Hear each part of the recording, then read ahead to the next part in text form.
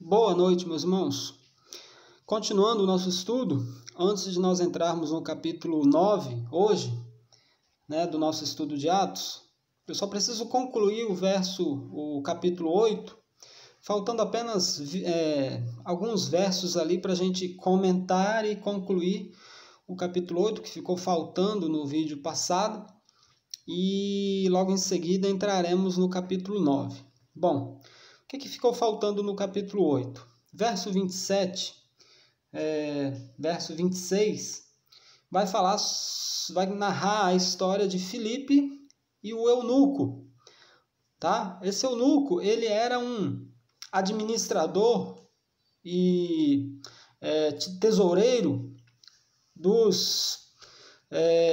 das finanças da rainha da Etiópia. Era um homem de confiança da rainha, da realeza. E esse homem, tudo leva a crer que ele era um homem muito temente a Deus, um homem que amava, um homem dedicado a Deus, porque ele viaja uma distância enorme para chegar a Jerusalém, para adorar a Deus, e no caminho ele lê o profeta Isaías. Ele não perde tempo dormindo, olhando paisagem, ele está viajando e lendo o profeta Isaías no capítulo 3. E o texto conta que Filipe é impelido lá para aquela região desértica, Para que Deus envia alguém para o deserto? Para pregar para a areia? Mas ia passando esse eunuco, e aí Filipe corre, O texto conta que Filipe corre atrás do carro onde estava o eunuco. Obviamente que esse carro era de tração animal, não era um carro a combustão como os nossos de hoje. E então Filipe vê que ele está lendo o profeta Isaías, capítulo 43, e sobe no carro para explicar. Ele pergunta, ele inicia um diálogo com o eunuco. Você entende o que você está lendo? O eunuco, não. Se não tiver alguém para me explicar, não sei de nada não. Aí Filipe, então, senta no carro com ele e explica.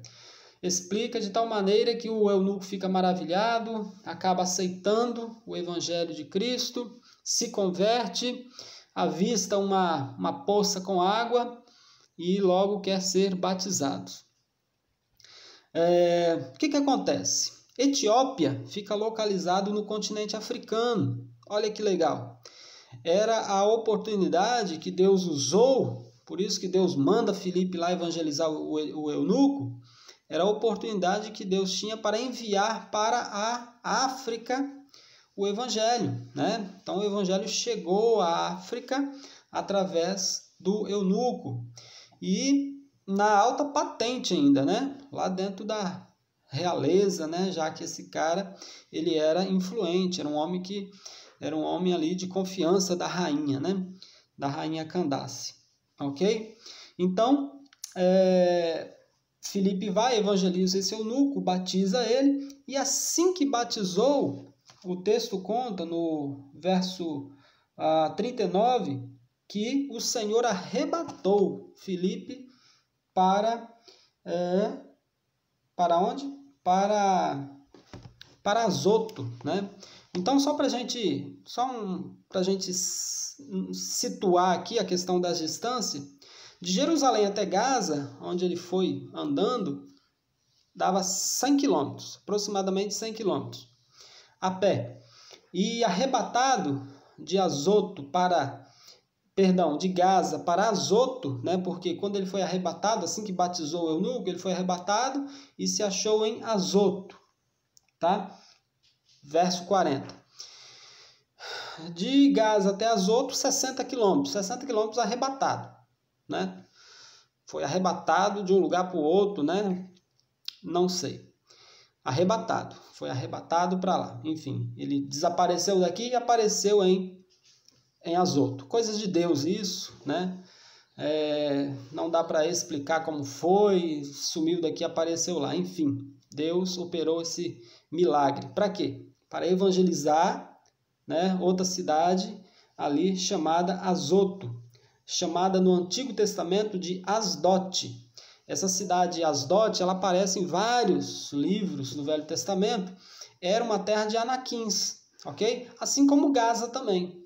Gaza e Asdote, ou Azoto, como aparece aqui no Novo Testamento, aqui em Atos, beleza? E aí a gente repara uma coisa, né? Deus preocupado também com essa gente. Então, o Evangelho de Cristo, ele é para todas as pessoas, todas as raças, todas as classes. Mandou para a África e mandou para os anaquins, né? As pessoas ali da descendência gigante, beleza? Então, falamos isso. Vamos entrar então no capítulo 9, a conversão de Saulo. Ei, coisa boa!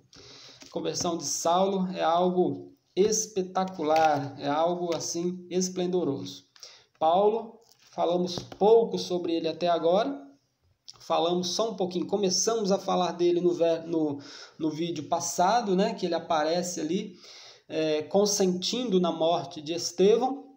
E agora sim a gente vai ver a sua conversão do Saulo, né? Que lá na frente depois é que ele vai ser chamado de Paulo. Ele passa a ser chamado de Paulo. Então, está ali a conversão. No verso 1 está ali a conversão de Saulo a caminho de Damasco. Bom, no verso 1 vai falar que ele respirava ameaças de morte. Irmãos, no original isso quer dizer que esse respirar ameaças de morte significa uma fera enraivecida, ofegante, com muita raiva, querendo matar, ok? Então imagina uma fera, um animal feroz, né? Um animal que não é domesticado e que está com muita raiva, né? Querendo pegar a presa. O original, ele transmite essa ideia quando fala que Saulo, ainda respirando ameaças de morte. Ameaças de morte contra quem? Contra os cristãos, né? Então os cristãos naquele tempo, os cristãos ali, né, surgindo ali, representava para Paulo, para Saulo, né? Tô eu insistindo aqui já, né? Já tô querendo mudar o nome de Saulo. Só lá na frente que ele vai ser chamado de Paulo, né? Lá no capítulo 13. Vamos chegar lá, vamos ter paciência. Então, para Saulo e para todo o judaísmo, os cristãos, né? Eles eram tidos como inimigos, eram os inimigos da facção judaizante, tá? Eram os inimigos dessa facção judaizante ali. Então, Saulo, por ele ser um homem muito zeloso, tá? Muito zeloso com a religião dele, ele então combatia tudo que se levantava pregando outra religião, outra doutrina. Então, assim, só para a gente tomar aqui uma ideia, nenhuma pessoa, exceto Jesus, deu forma à história do cristianismo como Paulo. Paulo mesmo aqui, tá? Estou querendo dizer Saulo, não. Mesmo antes de se tornar um cristão, veja bem como que são as coisas, mesmo de se tornar um cristão, Paulo ele sempre teve muito zelo pela lei, né? Por aquilo que professava Deus, a fé dele em Deus, tá?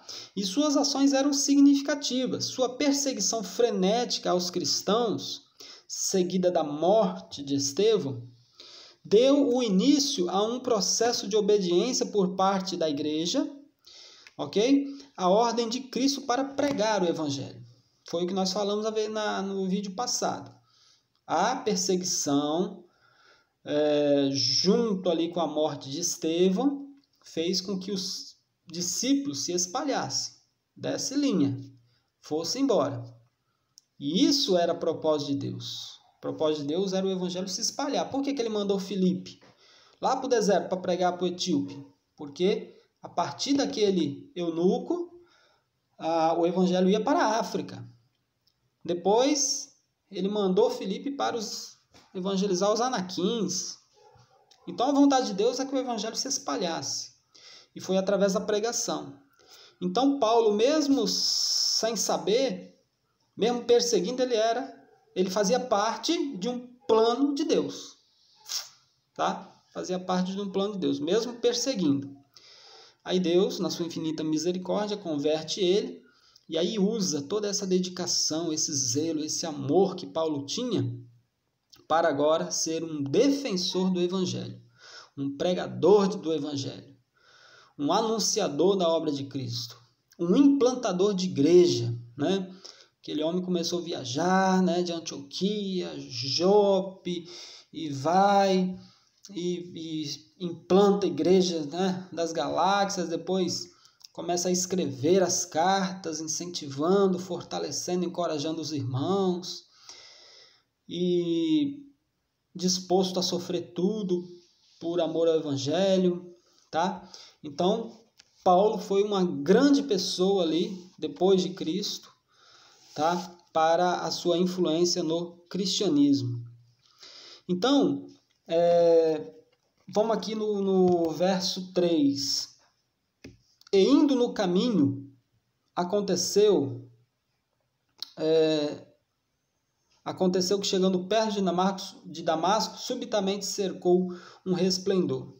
Então, Damasco era um centro comercial localizado a 240 quilômetros de Jerusalém. E por que Saulo queria ir lá? Né? Pediu carta, pediu liberação ali, o governador, para ir lá. Por quê? Por causa da preocupação. Da preocupação de o evangelho, que eles tinham como uma seita, tinham os cristãos como hereges, eles tinham medo que esse evangelho crescesse lá, uma das cidades bem influentes, né, grande, importante. Então, é para lá que Saulo ia. Para quê? Para prender homens e mulheres, arrastar, trazê-los de volta para Jerusalém e encerrá-los na prisão, né? Então, Saulo decidiu ir para Damasco para perseguir os cristãos. Mas o que eu tenho para falar sobre o verso 3? Vamos para o verso 5. Saulo pensava que combatia os hereges. Ele pensava que estava combatendo uma seita, que estava combatendo hereges, né, que se levantaram pregando um Cristo, né? Só que o que aconteceu? A perseguição era contra o próprio Jesus. Contra o próprio Jesus. Então, o que acontece? Qualquer pessoa que combate os cristãos, ela também é culpada de perseguir a Jesus. Vamos ver o que diz Mateus 25:40? Deixa eu abrir aqui, já está marcado. Mateus 25:40 diz assim: Então dirá também aos que estiverem à sua esquerda. 40. E respondendo o rei lhes dirá: Em verdade vos digo, quando fizeste a um destes meus pequeninos irmãos, a mim fizeste. 41. Vamos pular o 41, vamos para o 42. Porque tive fome e não me destes de comer, tive sede e não me destes de beber. Sendo estrangeiro, não me recolhestes, estando nu, não me vestiste, estando enfermo na prisão, não me visitastes. Então eles lhes responderam, dizendo: Senhor, quando te vimos passando fome, sede, nu, enfim? Então dirá Jesus: Em verdade vos digo que quando a um desses pequenos não fizestes, a mim não fizestes. Então, quando alguém persegue um cristão, ele está perseguindo diretamente a Cristo, que é um representante de Cristo, né? Um cristão, um servo de Deus, ele é um representante de Cristo aqui na terra. E Saulo estava perseguindo a igreja, estava perseguindo os cristãos, perseguindo diretamente Cristo, tá? Em algumas traduções, na Revista Corrigida, por exemplo, aparece uma fala assim, duro é para ti, né? Duro é para ti recalcitar contra os aguilhões. na maioria das traduções não tem essa fala, não. Ela omite, pula direto para o verso 6. Na minha tem, é provável que algumas dos irmãos tenham. Deixa eu explicar o que é isso. Aguilhão, essa palavra se refere àquela ponta, né, que a abelha usa para ferir a gente, né, humanos. Quantas pessoas já levaram a ferroada de uma abelha, né? Outros insetos possuem aquele ferrão, né? Então, o aguilhão é isso. O aguilhão também, ele é fabricado por pessoas que trabalham com bois, que é pôr uma ponta de prego, com a ponta dele para fora, na ponta de uma vara, e com aquela pontinha, ele ferroa o boi para o boi andar, né? Para o boi prosseguir. Às vezes o boi está parado, então o manuseador lá do boi dá uma ferroada com aquele ferrão e o boi anda, né? Tem boi até que dá coice e tal, quer resistir, mas não consegue. Então, Deus fala, né? Jesus fala, dura para te recalcitar. O que é recalcitar? Recalcitar é resistir. Então, é como se Deus estivesse falando, ó, é impossível você resistir, né, o meu aguilhão. Não adianta, você pode pular, você pode dar coice, você pode ir para um lado para o outro, mas não dá não. Você está dando murro em ponta de faca. Não tem para onde correr não. Você está perseguindo, mas você vai cair. Você não vai continuar mais. Você agora vai ser um pregador do evangelho e se prepara, porque de perseguidor você vai ser perseguido, mas Deus vai até falar isso para para Ananias, que ele é um vaso escolhido por ele. Então, por mais que Paulo lutou contra, a graça irresistível de Deus o alcançou e ele agora passa, né, a amar a Cristo e a servi-lo de todo o seu ser, de todo o seu coração. Deus abençoe e até o próximo vídeo, se Deus permitir.